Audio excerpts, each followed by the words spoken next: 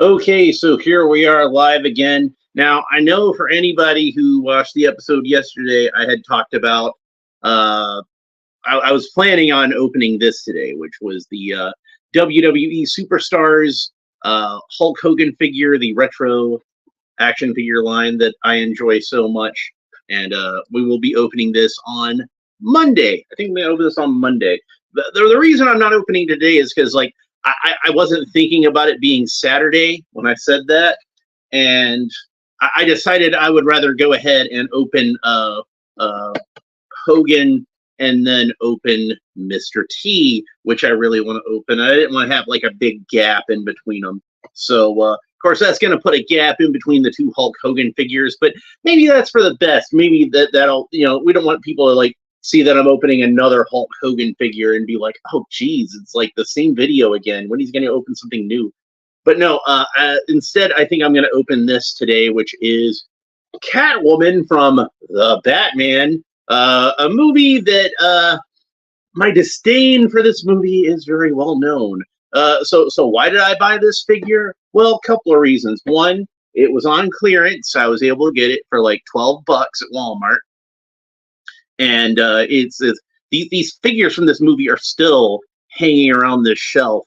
Now, most of the Batman, the actual Batman figures are gone.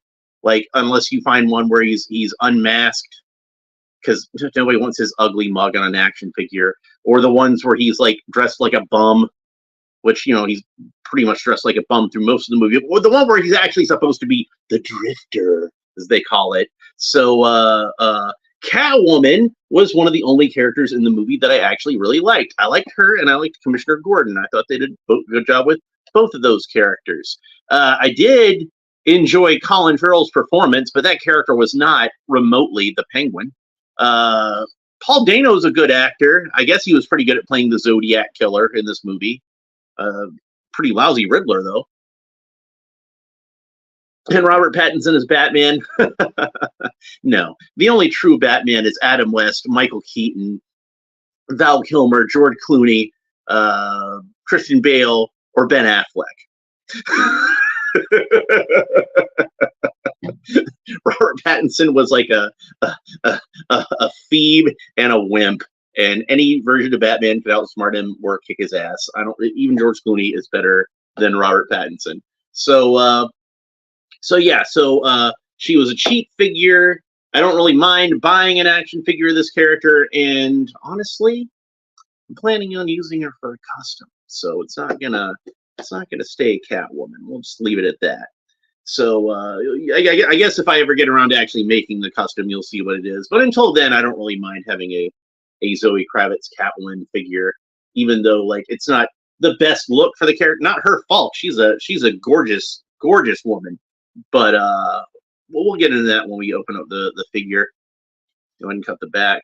So we got a photograph of Catwoman lowering herself down a rope, doing kind of Catwoman-y things there. This shot is a better adaptation of the comic book than anything in the actual movie.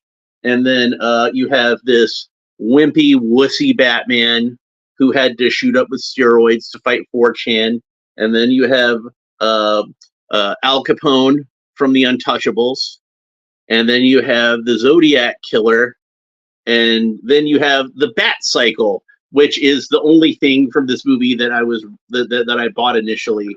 And that Bat Cycle is really cool. It's such a cool design for a Bat Cycle that I have to believe that it was not Matt Reeves' idea, and he probably openly fought against it. Like, it was probably the sort of thing where like the studio was like, you have to have actually something that we can make into a cool toy. Just one thing we can make into a cool toy. And he's like, fine, I'll give him a Bat Cycle, whatever. That Bat Cycle is seriously nice. I like the Bat Cycle. Credit where credit is due. They did a good job with the Bat Cycle. That's the only thing that I will say that Matt Reeves did better than Christopher Nolan is I like that Bat Cycle better than I like the Bat Pod. I like the name Bat Cycle better than I like Bat Pod. I like the design of it better than I like the Bat Pod.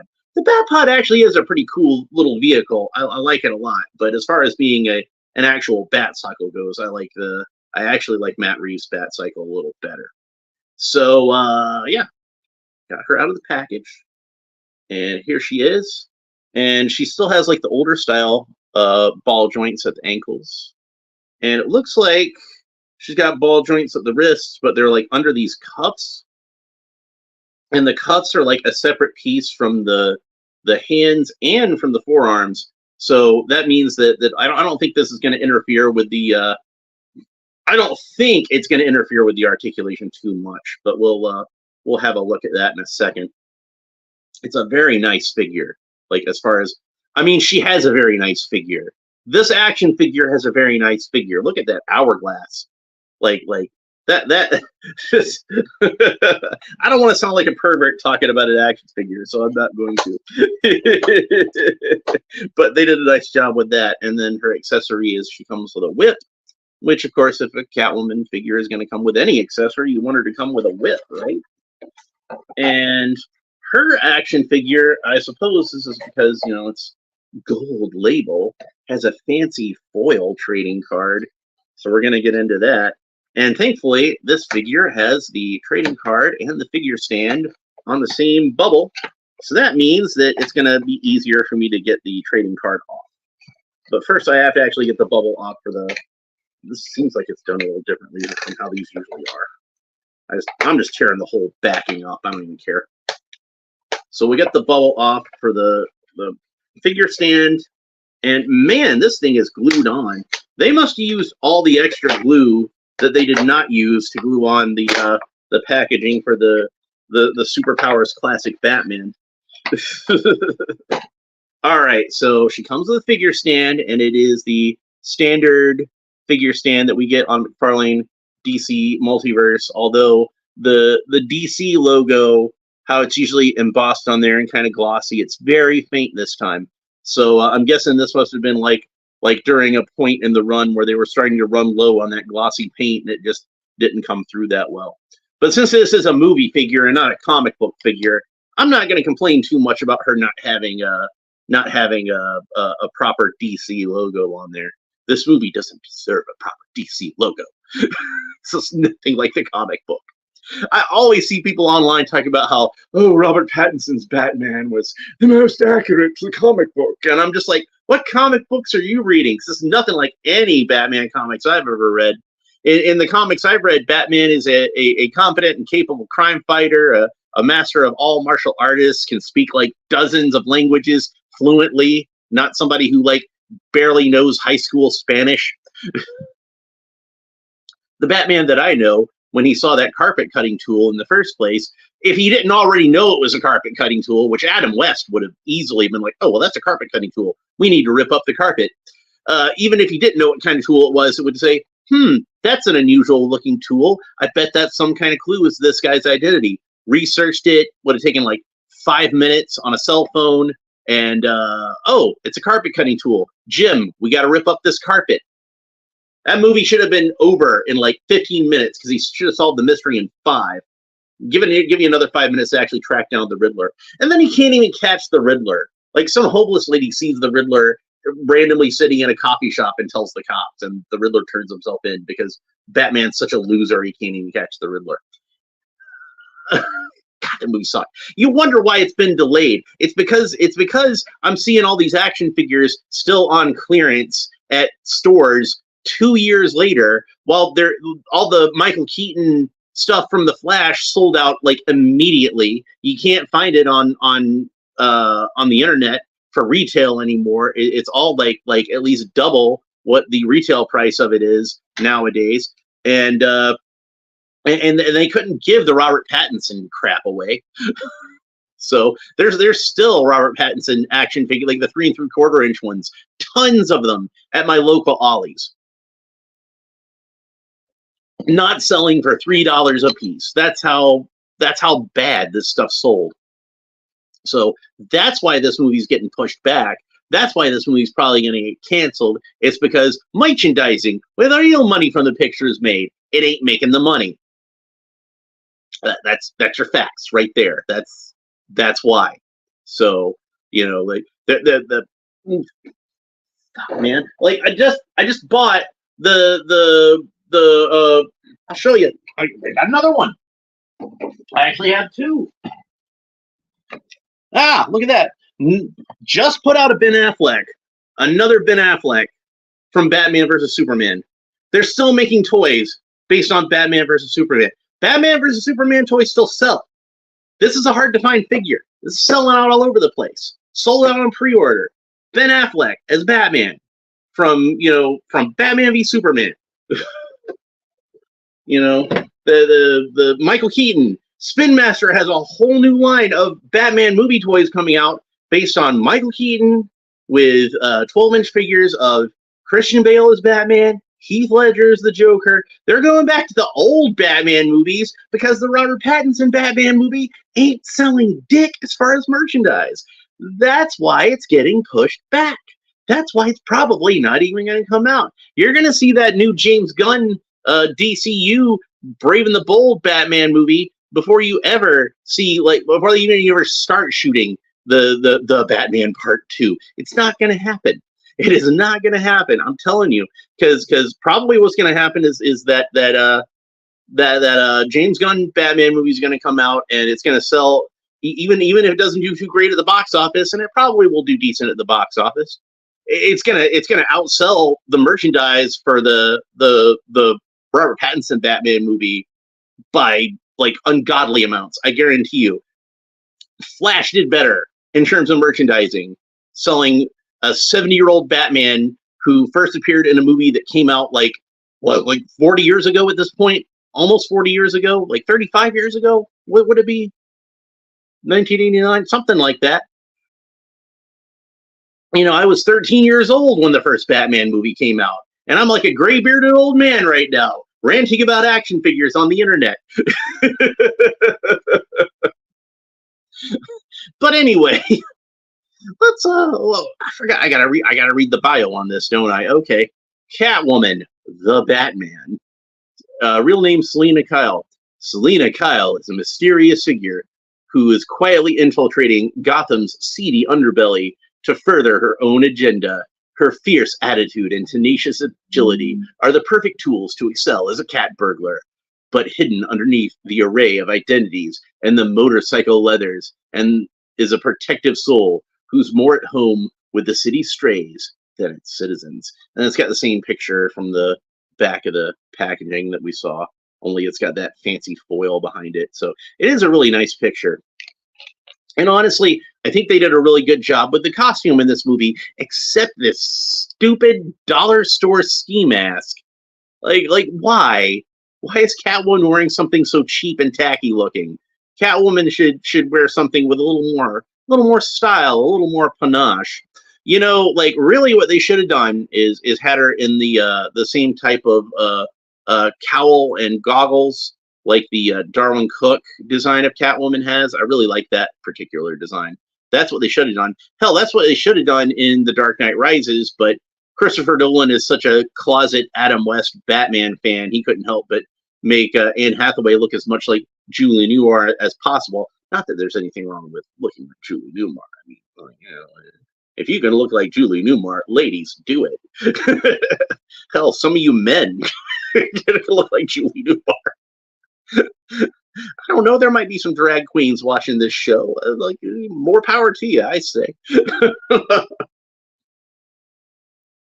Anyhow, a lot of good detail to this costume. There's lots of textures on the suit. You can't just they can't just have somebody in a plain leather jumpsuit anymore. It's got to be all kinds of textures and various. Well, I have with me right now. Here's the Spin Master 12-inch Catwoman figure that they made. And you can see they did not give her quite as much of an hourglass as Mcfarlane did. This is an adult collectible. And she doesn't have she doesn't have the original. I put the Michelle Pfeiffer head on her. I printed it out myself on my 3D printer, so she looks pretty cool. So I don't know. I might do the rest of the suit later and make her look a little more like the actual Michelle Pfeiffer Catwoman suit. But for now, I just did the head. But you can see this one's got I guess, kind of decent detail. It's got some of the piping and padding and the seams and whatnot. But Mcfarlane is who really brings it, because like you can see like different textures in the suit. I don't know how well it's coming across on the camera, but there's like a leathery texture to most of this suit, and then some parts of it have like kind of more like a fabric sort of pattern to it. So it changes it up a little bit here and there. The likeness of Zoe Kravitz.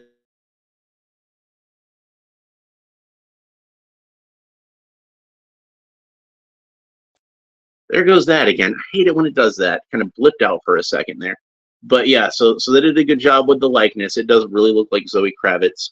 I might think this cat mask is stupid, but I will say that they did a really good job interpreting it on the figure. It's got lots of good textures to it. It's really got that look of like a knit wool cap like you would buy at the dollar store. So they did replicate that dollar store ski mask look very well. She's even got a little bit of her own hair sticking out the back there. So that's some really nice attention to detail there. The collar of the jacket seems to be a separate piece from the neck. So I wonder if that neck can move around inside of there. It seems like maybe it can, but not very much.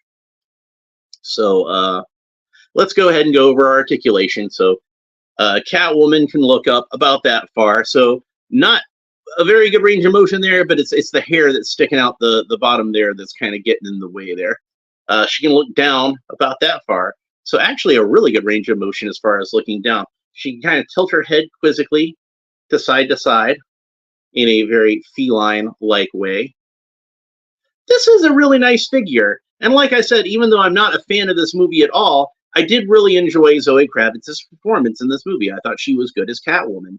And I know they did another version of this where like the mask is more sort of rolled up over her face so you can see her whole face. She's still wearing it like a cap, and it's not as offensive to me if she's wearing it like a ski mask or as like a wool cap. It just looks stupid to me with this dollar store ski mask sort of look to it. So I might buy that one and actually keep that one as a Catwoman figure.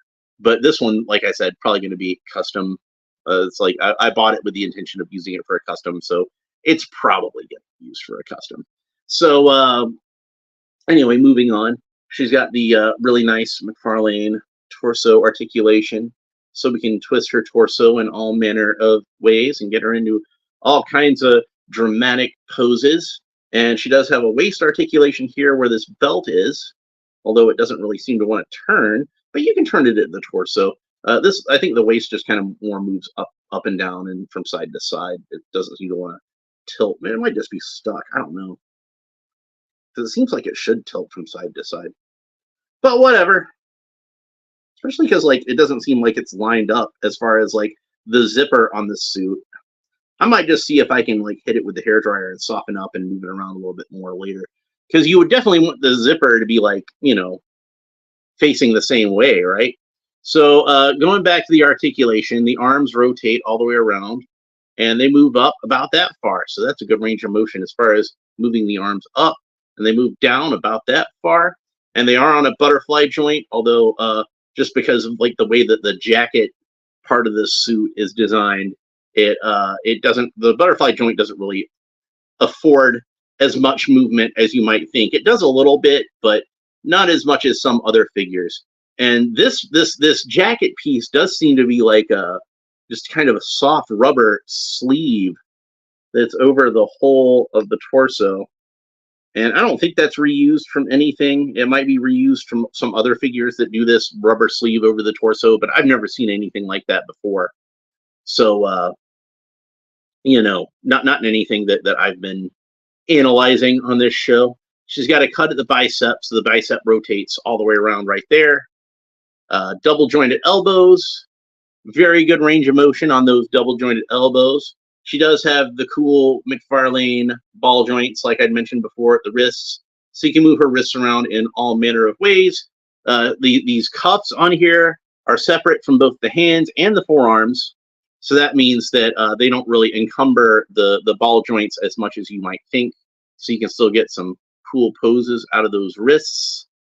One of her hands, she does not come with any alternate hands, but her You can see her right hand is a gripping hand and her left hand is a fist, which I think is an unfortunate pose for a Catwoman figure. Because really, when you want to have the open hand for the kitty claws, isn't that what you would want for a Catwoman figure? Not a balled up fist. Like if you got to choose one or the other, which one are you going to go with? I know which one I would want to go with. So the leg articulation, her leg kicks up about that far. It is slightly encumbered by the rubber trunk piece that's common on Mcfarlane figures, but actually the rubber of the trunks is really soft and pliable, and she kicks up really well, and she can do the splits no problem like you would want a Catwoman to do, but then it looks kind of awkward there, doesn't it? So maybe don't do that. I think it's just because at least partially is because this rubber piece is so loose over the bottom part of it. It's not so noticeable when you've got her in just like a regular pose like this, but if you look down on it, it does kind of put a strange sort of bulge there, which I don't think is intentional. Okay, so moving on. She's got double jointed knees. So that's about the range of motion on the knees. Good range of motion at the knees. There is no boot cut. She does have the cool Mcfarlane rocker ankles, though, so you can rotate the ankle all the way around.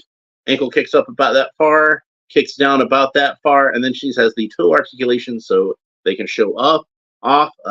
Catwoman has some funky wedge heels, which is my personal preferred look for Catwoman, because like then she can do all the flips and everything, and I don't have to worry about when she's landing on her stiletto heel, one of them breaking off or anything. Yeah, I know Anne Hathaway's were like, steel reinforced or whatever, but still, it's I like the wedge heels. This personal preference on me.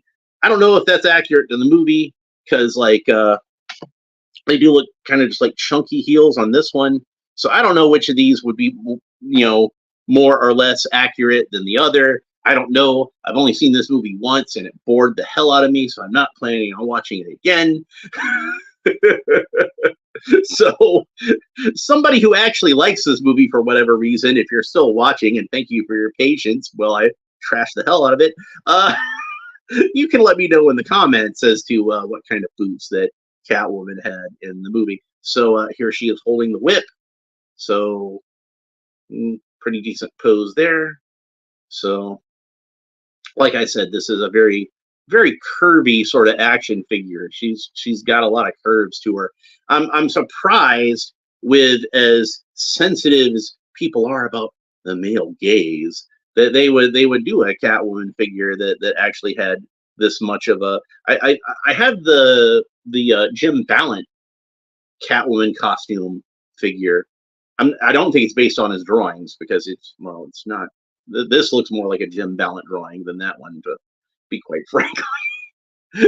But yeah, they didn't put as much emphasis onto the curves on that figure as they did onto this Zoe Kravitz Catwoman figure. So yeah, I really like this figure. I think they did a really good job with it. I might wind up, like I said, trying to find that unmasked variant and actually keeping one of these in my collection. It might be the only figure from this movie that I actually keep as part of my collection. I was gonna, if I can find another, if I can find the Penguin for cheap, the so-called Penguin. I was thinking that he might be a good one to buy to customize into a figure of Harvey Bullock. So I might wind up doing that at some point. Like, you can find him on Amazon for like $10. But like I said, I found her at Walmart for $12. And I think you can probably still find her for a pretty affordable price online. She's not that hard of a figure to find. Honestly, she should have sold out before the Robert Pattinson one, because that one was just crap. Like, I know Mcfarlane probably did their best to make that into a decent action figure, but you can only polish a turd so much. But she looks pretty cool. Like, I like her pretty well. Like I said, some of the it's a little awkward as far as the way that the articulation looks at the crotch. Like, that's something like Mcfarlane can definitely work on and do some improvements over. But you just try to pose her in such a way where it's where it just looks normal, where it looks kind of flat. So Anyway, that's pretty much it for this episode. I hope you enjoyed it. I will be back on Monday. And Monday, I promise, for any disappointed that I didn't do this Hulk Hogan figure today, I'm going to open it on Monday.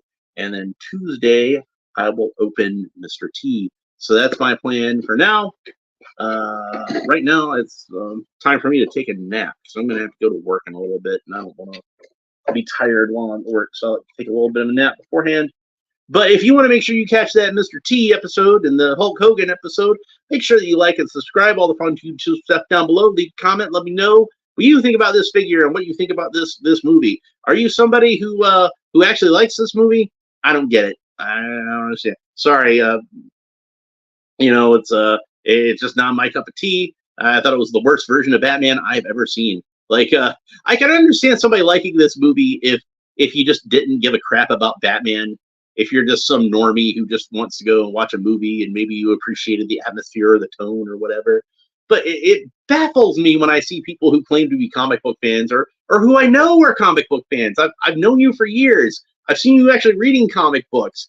How are you looking at this and saying this is the Batman that you always imagined in your head when you were reading those comics? I don't understand. It does not work for me. But on the other hand, I did think that Zoe Kravitz Catwoman was the Catwoman that I imagined when I read Catwoman in the comics. I don't know how they could do such a good job with Catwoman and do such a bad job with Batman. Baffles my mind. But that's it for this episode. We will talk to you next time. Bye.